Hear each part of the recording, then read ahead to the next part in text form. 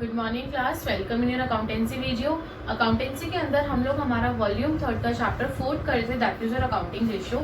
आई hope कि अब तक हम लोगों ने हमारी जितने भी वीडियोस डाली हैं अकाउंटिंग रेशियो की, आपको वो सारी समझ आ गई होंगी। अब मैं हमारी नेक्स्ट रेशियो पे बढ़ रही हूँ, that is your net profit ratio, जो कि आपकी ओवरऑल 14th रेशियो है। बाकी 13 रेशियोज हम लोग हमारी करके आ चुकी हैं और ये हमारी ओवरऑल 14th रेशियो है क्लास, और हमारी प्रॉफिटेबिलिटी की 4th रेशियो है। सो स्टार्ट करती हूँ क्लास आज की video, that is your net profit ratio. ये नेट प्रॉफिट रेशियो होती क्या है, निकालते कैसे हैं, फिर हम लोग हमारे टीएस ग्रेवाल के क्वेश्चंस देखेंगे। सबसे पहले to establish the relation between the net profit and revenue from operation, यानी कि numerator is your net profit and denominator is your revenue from operation, that is your net sales. It shows the percent of net profit earn, हमने कितना net profit earn किया है revenue from operation के ऊपर, यानी कि ये हमारे परसेंटेज दिखाता है हमारा नेट प्रॉफिट अर्न किया ऑन रेवेन्यू फ्रॉम ऑपरेशन। अभी निकलता कैसे है, सबसे इंपॉर्टेंट बात, net profit ratio, net profit after tax, जो कि हम लोग हमारे प्रॉफिट एंड लॉस अकाउंट बनाते थे, याद करिए 11th क्लास में, तब हम लोग निकालते थे ना नेट प्रॉफिट आफ्टर टैक्स। तो ये वही वाला नेट प्रॉफिट आफ्टर टैक्स है, डिवाइडेड बाय में रेवेन्यू फ्रॉम ऑपरेशन, जिसका दूसरा नाम है नेट सेल्स इनटू में 100। ये हमारा नेट प्रॉफिट रेशियो का फॉर्मूला हो गया। अब आप कहोगे ma'am net profit after tax जो है वो हम फॉर्मूले से कैसे निकालें, तो देखिए class, net profit after tax का पहला फॉर्मूला है gross profit plus other income minus indirect expenses, और दूसरा फॉर्मूला है हमारा नेट प्रॉफिट का, आपका दूसरा क्या है, रेवेन्यू फ्रॉम ऑपरेशन माइनस कर देंगे cost of revenue from operation, यानी कि आपकी सीओजीएस, उसमें से माइनस करेंगे operating expenses minus non operating expenses and plus आपके नॉन ऑपरेटिंग इनकम और माइनस टैक्स, क्योंकि आफ्टर टैक्स है तो टैक्स भी आपका इसमें से माइनस हो जाएगा। इन फॉर्मूलेस को अपने फॉर्मूले वाली शीट में पहले उतार लीजिए अच्छे से, ताकि जब हम क्वेश्चंस करेंगे तब आप उस शीट को आगे रख के इजीली अपने क्वेश्चन को समझ पाओगे। अब नेक्स्ट है इसके ऑब्जेक्टिव और इसके सिग्निफिकेंस क्या है क्लास इस रेशियो का, तो ध्यान दीजिएगा। Net profit ratio is an indicator of overall efficiency of the business, यानी कि नेट रेशियो से हमें हमारे बिजनेस की ओवरऑल एफिशिएंसी पता चलती है कि ओवरऑल एफिशिएंसी क्या है हमारे बिजनेस की। अगर हायर नेट प्रॉफिट है इट मींस आपका बिजनेस अच्छा चल रहा है। Ratio helps in determining the operational efficiency, इससे हमें हमारी ऑपरेशनल एफिशिएंसी हम लोग डिटरमाइन कर सकते हैं बिजनेस की। Increase in ratio over the previous ratio, जितनी हमारी पिछली बार रेशियो निकली थी पिछले साल, उससे अगर ज्यादा रेशियो निकलती है it means it shows improvement in operational efficiency. इसका मतलब ये है हमारी ऑपरेशनल एफिशिएंसी में इंप्रूव हुआ है। एंड डिक्रीज मीन्स अदरवाइज, यानी कि अगर डिक्रीज हुआ है तो वो आपके बिजनेस के लिए अच्छा नहीं है क्लास। सो इस रेशियो का हायर होना ही अच्छा होता है पिछले साल के मुकाबले। अगर इस साल आपकी रेशियो हायर है तो इट मीन्स आपका बिजनेस जो है वो अच्छा रन कर रहा है। सो आई होप ये थ्योरी आपको समझ आ गई होगी, फॉर्मूले आपने उतार लिए होंगे। अब मैं बढ़ती हूँ हमारे टीएस ग्रेवाल के पहले क्वेश्चन पे। इस रेशियो के ज्यादा क्वेश्चंस नहीं दे रखे हैं, बट जितने भी हैं हम लोग इंपॉर्टेंट क्वेश्चंस हमारे यहाँ करेंगे। बैक क्वेश्चन का क्वेश्चन नंबर 123 है क्लास, ध्यान दीजिएगा। कैश सेल्स है 2,20,000 की, ठीक है।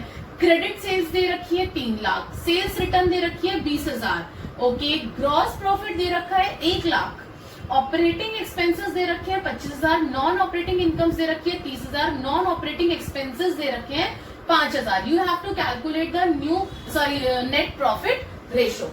नेट प्रॉफिट रेशियो का फॉर्मूला क्या बताया था, net profit after tax upon में रेवेन्यू फ्रॉम ऑपरेशन। इसको आप इस तरीके से भी लिख सकते हैं, नेट प्रॉफिट अपॉन में revenue from operation into 100।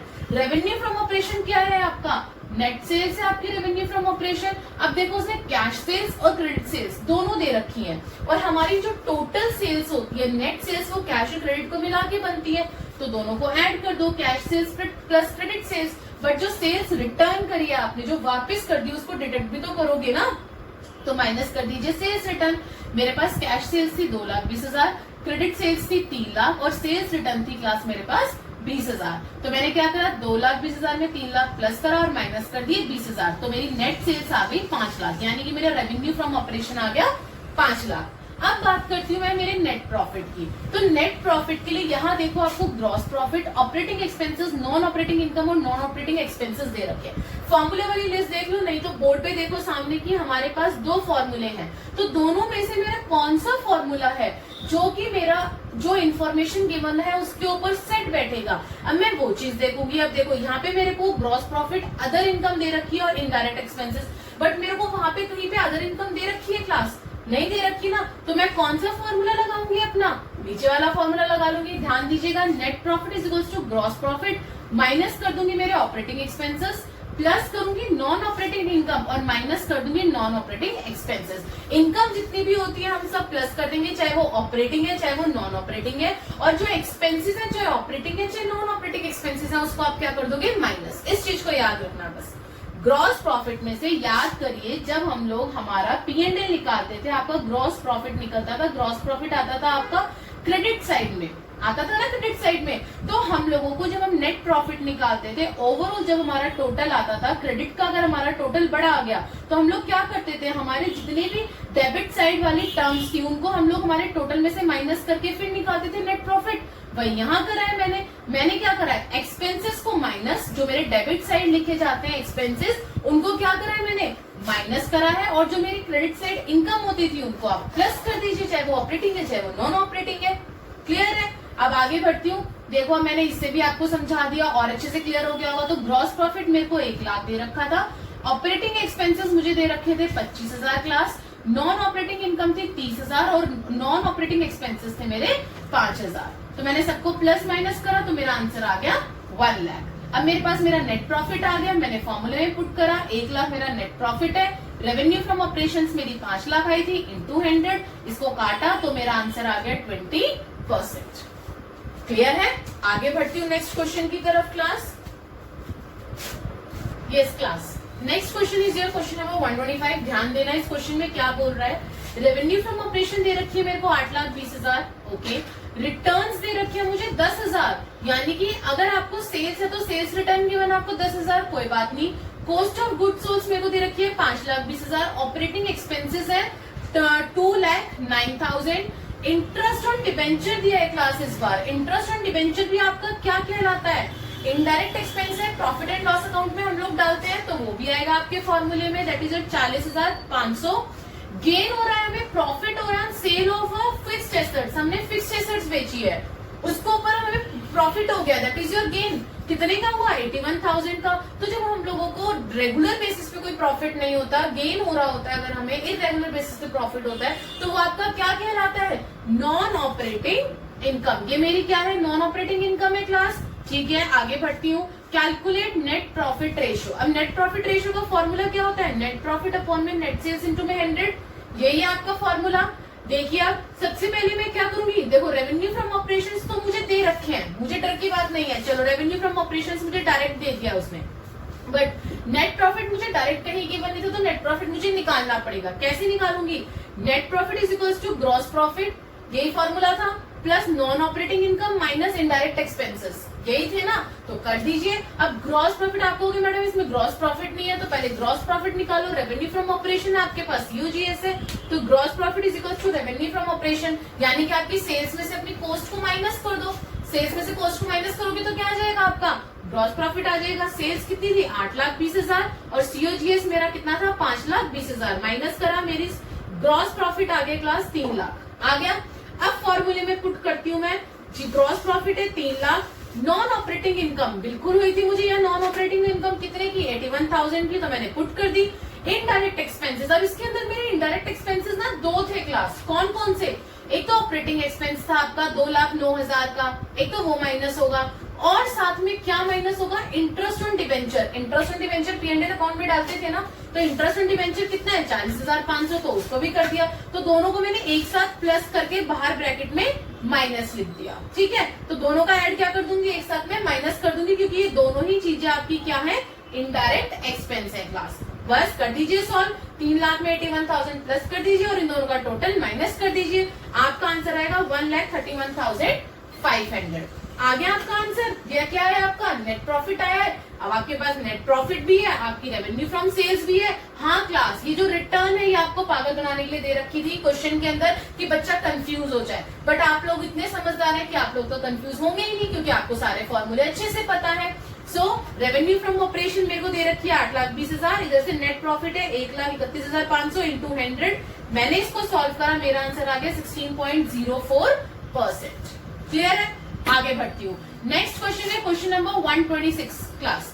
Back question आपका टीएस ग्रेवाल का, ध्यान से सुनना। रेवेन्यू फ्रॉम ऑपरेशन 4 लाख है, ग्रॉस प्रॉफिट रेशो दे रखी है 25%, ऑपरेटिंग रेशो दे रखी है 90%, non operating expenses 2000, non operating income है 22000। Calculate net profit ratio. Net profit ratio का फॉर्मूला क्या होता है? नेट प्रॉफिट अपॉन में रेवेन्यू फ्रॉम ऑपरेशन इनटू 100, यही होता है। अब आ जाओ इधर। अब एक बात बताओ, मुझे नेट प्रॉफिट निकालना है। नेट प्रॉफिट निकालने के लिए जो मेरा ऑपरेटिंग प्रॉफिट है उसमें अगर मैं नॉन ऑपरेटिंग इनकम को प्लस कर दूं और ऑपरेटिंग नॉन ऑपरेटिंग एक्सपेंसेस को माइनस कर दूं तो मेरा आंसर आ जाएगा।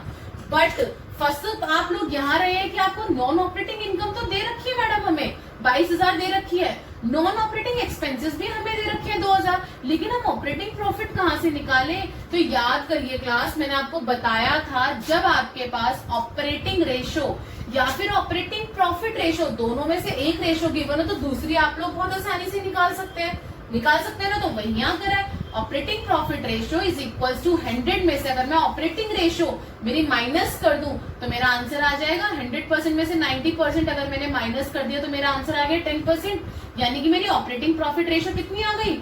10% आ गई। और ये किसके ऊपर होती है? हमेशा ये नेट सेल्स के ऊपर होती है ना। तो आप नेट सेल्स का 10% निकाल लीजिए, आपका ऑपरेटिंग प्रॉफिट आ जाएगा। तो 4 लाख का 10% यानी कि 40,000 मेरा क्या आ गया क्लास? Operating profit. तो ऑपरेटिंग प्रॉफिट आ गया। अब ऑपरेटिंग प्रॉफिट पुट कर दीजिए 40,000, नॉन ऑपरेटिंग इनकम आपको गिवन है 22,000 प्लस कर दीजिए और नॉन ऑपरेटिंग एक्सपेंसेस 2000 माइनस कर दीजिए। 40 में 22 प्लस करो, 2 माइनस करो, आपका आंसर आ गया 60,000। आ गया आपके पास। अब नेट प्रॉफिट भी आ गया तो पुट कर दीजिए, net profit 60,000, revenue from operation मुझे 4 लाख गिवन थे इनटू 100, आपका आंसर आ गया 15%। सो क्लास यहाँ पे आपकी ये रेशो खत्म होती है। रेशो नंबर 14 आपकी नेट प्रॉफिट रेशो। अब मैं हमारी लास्ट रेशो उठा रही हूँ इस चैप्टर की, ओवरऑल आपकी 15th रेशो और आपकी प्रॉफिटेबिलिटी की 5th रेशो क्लास। अब आप लोगों की लास्ट रेशो, आप लोगों को बहुत अच्छा लग रहा होगा कि मैम इतनी सारी रेशोज पढ़कर आए हैं। अब फाइनली हमारी लास्ट रेशो आ गई है। सो क्लास लास्ट रेशो है आपकी रिटर्न ऑन इन्वेस्टमेंट, जिसको आरओआई भी कह दिया जाता है और इसका दूसरा नाम है रिटर्न ऑन कैपिटल एम्प्लॉयड। पहले हम लोग इसकी थ्योरी देखते हैं, फिर हम लोग हमारे टीएस ग्रेवाल के क्वेश्चंस देखेंगे। आइए class. It shows the relationship of, ये किसके बीच में रिलेशन दिखाता है? Profit with capital employed. किसके बीच में रिलेशनशिप दिखाता है? प्रॉफिट और कैपिटल एम्प्लॉयड के बीच में। सोर्सेस क्या होते हैं? That is fund used in the business to earn this profit and loss and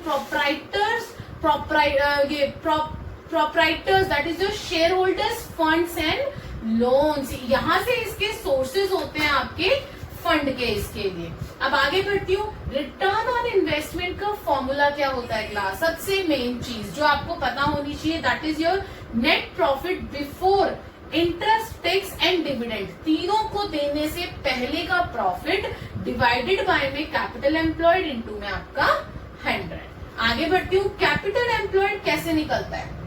2 approaches होती है class.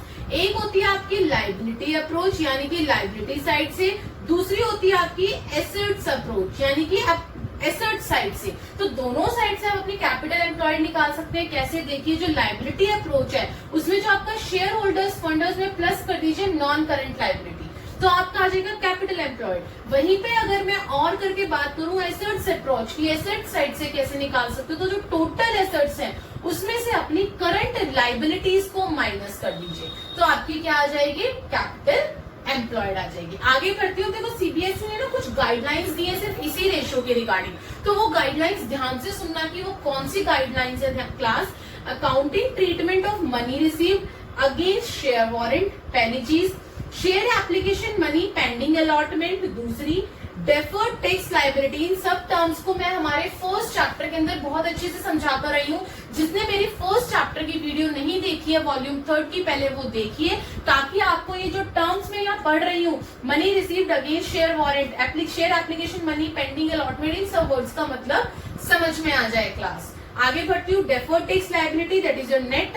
Other long term liabilities, deferred tax assets, वो भी आपका net. other non-current assets and other current assets that is your unamortized expenses are not to be evaluated. ये सारी terms जो मैंने अभी पढ़ी है अंडर द सीबीएसई गाइडलाइंस, ये आपकी इवेल्युएट नहीं होती है क्लास इस रेशो के अंदर। Since non operating assets are excluded while determining capital employed, हम लोग हमारे नॉन ऑपरेटिंग एसेट्स को क्या कर देते हैं, एक्सक्लूड कर देते हैं। जब हम लोग कैपिटल एम्प्लॉयड को डिटरमाइन करते हैं, निकालते हैं, income from non operating assets are also excluded from profit, और जो आपकी income from non operating assets है वो एक्सक्लूड कर दिए जाते हैं प्रॉफिट में से। क्लियर है? आगे बढ़ती हूँ। अब इसके ऑब्जेक्टिव और सिग्निफिकेंस क्या है? आई होप कि आपने सीबीएसई की गाइडलाइंस को अच्छे से पढ़ लिया होगा जो मैंने यहाँ पे आपको बताया है। अब ऑब्जेक्टिव एंड सिग्निफिकेंस क्या है इस रेशियो का क्लास? ध्यान देना, it assess overall performance of an enterprises, इससे हमें हमारी ओवरऑल परफॉर्मेंस पता चलती है एंटरप्राइजेस की, और it measures how efficiently the resources of the business are used, कि बिजनेस के अंदर जो रिसोर्सेज है क्लास वो कितने एफिशिएंटली यूज हो रहे हैं हमारे बिजनेस के अंदर। क्लियर है? बेसिकली सारे रिसोर्सेज की हम लोगों को पता चल जाता है। अब हम लोग हमारे टीएस ग्रेवाल के क्वेश्चंस देखते हैं class, back questions. Yes class, next question is your question number 127। ध्यान देना, अभी हम लोग हमारा ROI that is your return on investment का अच्छे से थ्योरी पढ़कर आए थे। अब हम लोग हमारा क्वेश्चन देखते हैं। सो क्लास ध्यान दीजिए, you have to calculate return on investment from the following detail. ठीक है भाई, डिटेल हमें क्या दे रखी है, हम लोग वो देखते हैं। नेट प्रॉफिट आफ्टर टैक्स दे रखा है 6,50,000, ठीक है, जिसमें से हमें रेट दे रखा है इनकम टैक्स का 50%। ओके, 10% डिवेंचर्स है आपके 100 रुपए ईच के, that is your 10 lakh. Fix assets, यहाँ से देखो फिक्स एसेट्स दे रखे हैं 22,50,000 के, और एक्यूमुलेटेड डेप्रिसिएशन दे रखा है फिक्स एसेट्स के ऊपर अब तक का 2.5 लाख। यानी कि अगर हमें हमारी एसेट्स निकालनी है, फिक्स एसेट्स की वैल्यू निकालनी, तो डेप्रिसिएशन को तो माइनस करना पड़ेगा। अगर मैं तो 22,50,000 में से 2,50,000 माइनस कर दी तो कितने बचे, 20 लाख बचे। ठीक है भाई, करंट एसेट्स दे रखी है मुझे 12 लाख और करंट लायबिलिटी दे रखी है 4 लाख। मुझे मेरी डिटेलिंग पता चल गई क्या है। अब आगे बात करती हूँ। सबसे पहले आपका रिटर्न ऑन इन्वेस्टमेंट का फॉर्मूला क्या होता है, profit before interest tax and dividend divided by में कैपिटल एम्प्लॉयड इनटू में 100। शॉर्ट फॉर्म्स आप लोगों को यूज नहीं करनी है, हर वीडियो के अंदर रिपीट करते हुए ये बात, अगर आप लोग शॉर्ट फॉर्म यूज करते हैं आप लोगों के मार्क्स डिडक्ट हो जाएंगे क्लास। मैं यहाँ पे यूज करती हूँ तो जगह की वजह से, दूसरा मुझे आप लोगों को जल्दी से समझाना होता है, इसलिए आप लोग प्लीज बिल्कुल भी शॉर्ट फॉर्म कहीं पे भी यूज मत करिएगा क्लास।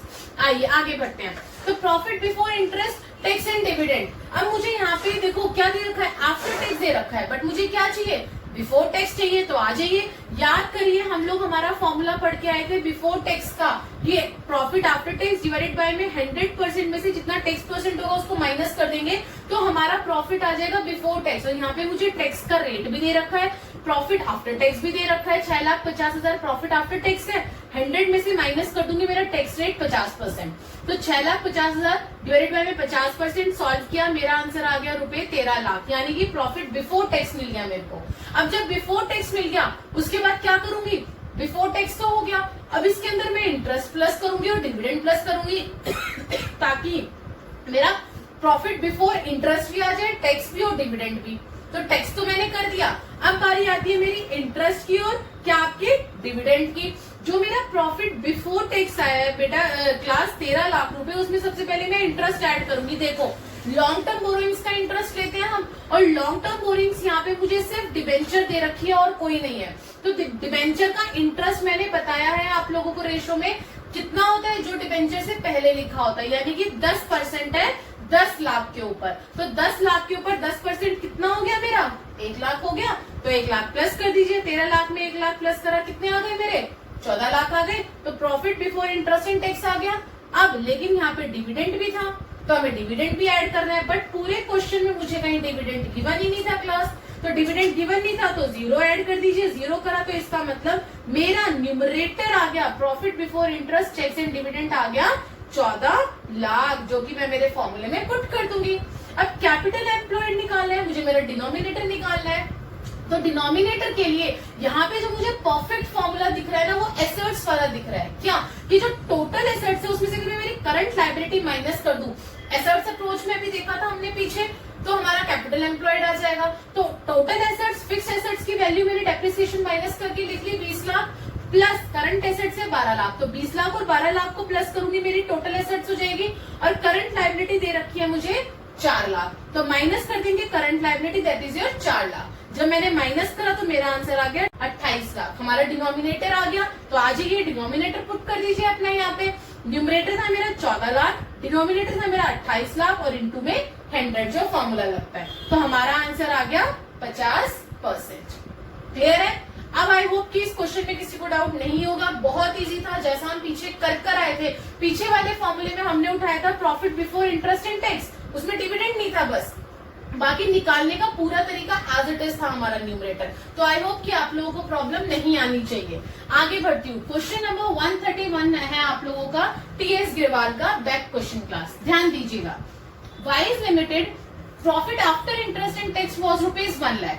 वाई लिमिटेड कंपनी है, profit after tax and interest and tax है, आफ्टर है, हमें क्या चाहिए होता है बिफोर, तो इसका मतलब हमें ऐड करना पड़ेगा 1 लाख। करंट एसेट्स वो ₹4 lakh, current liability 2 lakh, fix assets आपके 6 लाख।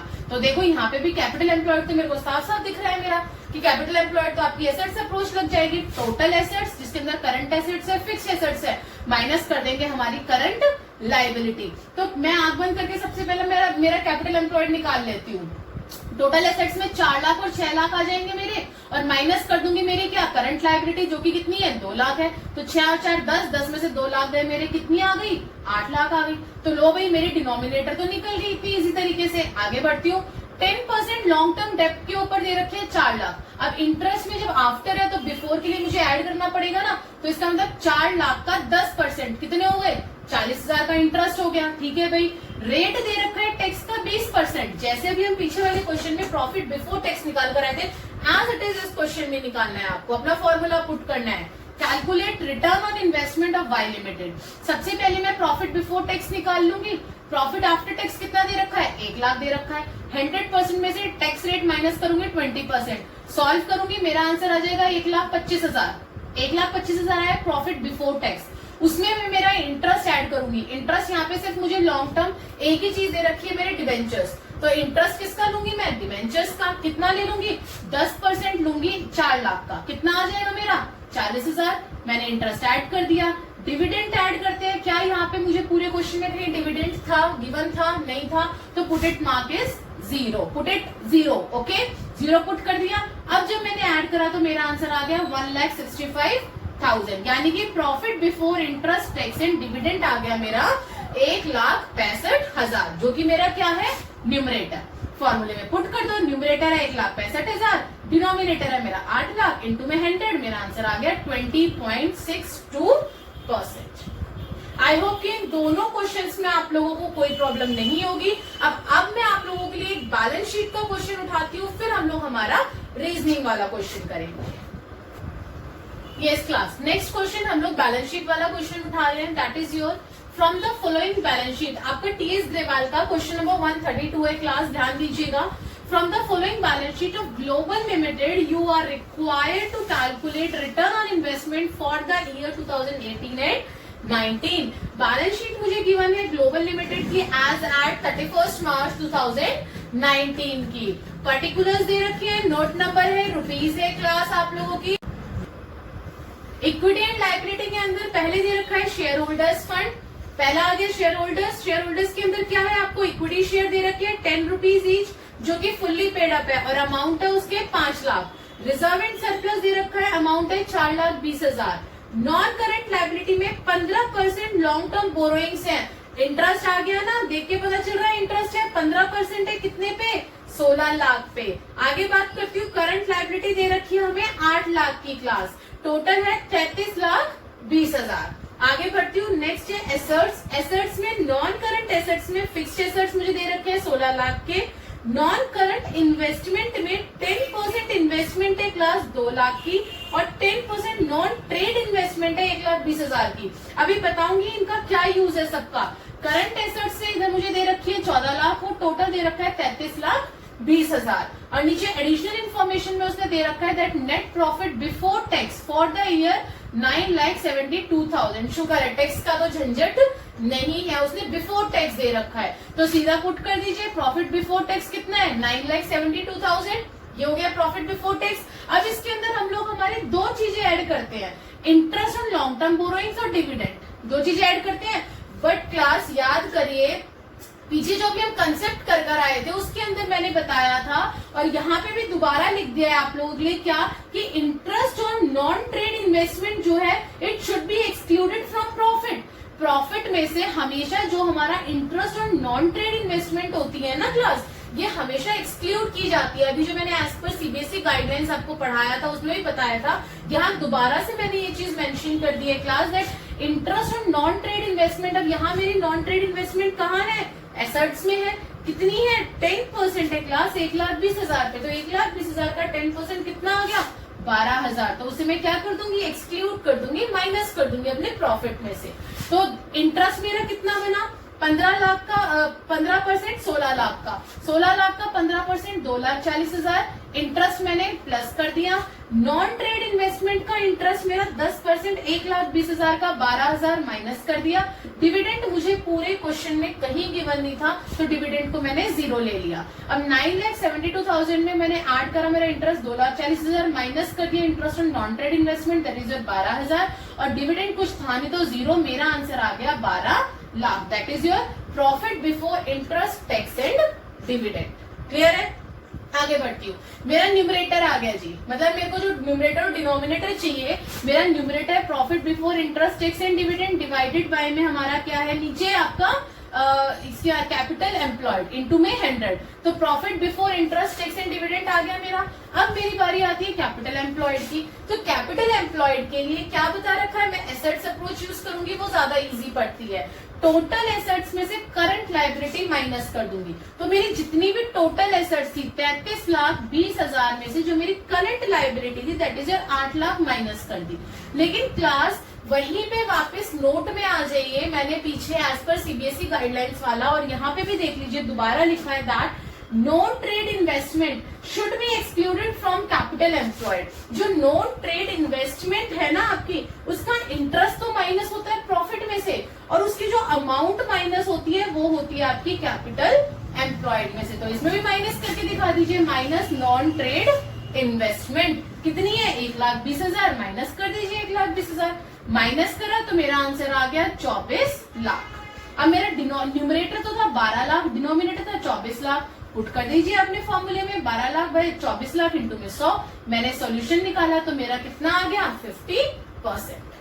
That's it. बट इसके अंदर ये मैं डबल स्टार मार्क कर रही हूँ, ये जो दो चीजें मैंने इसके अंदर आपको बताई हैं इसको ध्यान रखिएगा। पेपर में वो कंफ्यूज करने के लिए आपको नॉन ट्रेड इन्वेस्टमेंट क्लास जरूर देगा। अब अगले क्वेश्चन पे करते हैं हमारे रीजन वाले पे।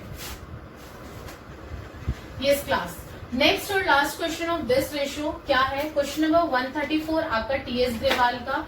State with reason whether the following transaction will increase, decrease और not change in the return on investment. यानी कि रेशियो के अंदर इंक्रीज हो रहा है, डिक्रीज हो रहा है, या फिर कोई चेंज नहीं हो रहा है।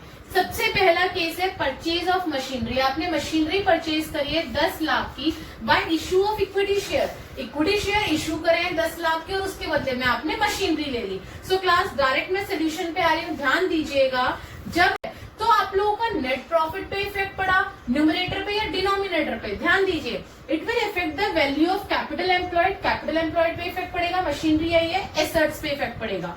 Of ratio as we are issuing equity shares, no effect on numerator. और हमारा जो नेट प्रॉफिट है उसके ऊपर कोई इफेक्ट नहीं पड़ा of the fraction in the ratio. It means वो ये कह रहा है कि कैपिटल एम्प्लॉयड पे तो हमारा इफेक्ट पड़ा है, लेकिन हमारे जो न्यूमरेटर है, जो हमारा प्रॉफिट है, प्रॉफिट के ऊपर कोई भी इफेक्ट नहीं पड़ा। So class increase in the denominator which alternatively decrease in the ratio.